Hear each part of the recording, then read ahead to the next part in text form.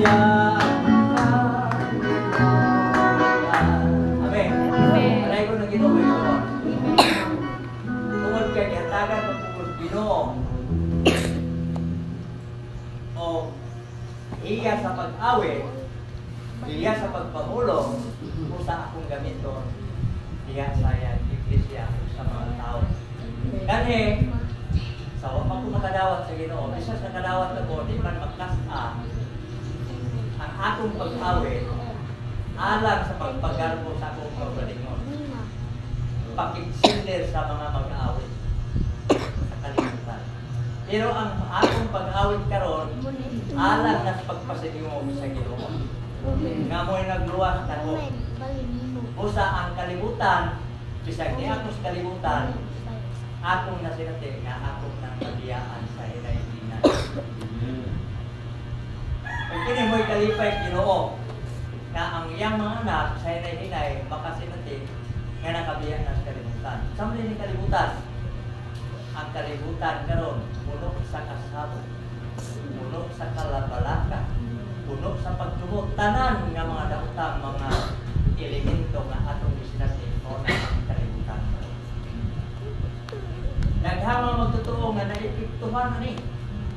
Kaya wa kayo sila magsinati, kinabuhi sa Ginoo. Usahay, makaimong kita nga isinati na nato, pero makamatikod ka, kung bati ka rin taggarbo, kung bati taghiubon, tanan nga pagbati, na dili makapalipay sa atong espirituhanon nga kinabuhi, equal, punod na, iyon bunga na sa kalibutan ng atong pangunang-unang. Salamat sa Ginoo may soon. Amen. Sa akong bahin, kung nabaho mo karon, ngita man ko, kanang bitaw gitawag na to paporta tungod alam ng iglesia. Aron unang-una, dili maulawan ang Ginoo sa akong bahay. Kaya niya pagpalimos ko, maulawan ang Ginoo. Sa akong bahay, ako nang isa dati nga sa akong pagtrabaho o sa may paagi na ko sa pag-iuwi, isulti ako sino kinahanglan, siya'y madayan sa tanan. Dili ako. Kay pinulihan ako sa Ginoo. Namatay ko ba ako sa Ginoo? Nabanhaw ako sa naanak ko karon sa mga langit kong dapit.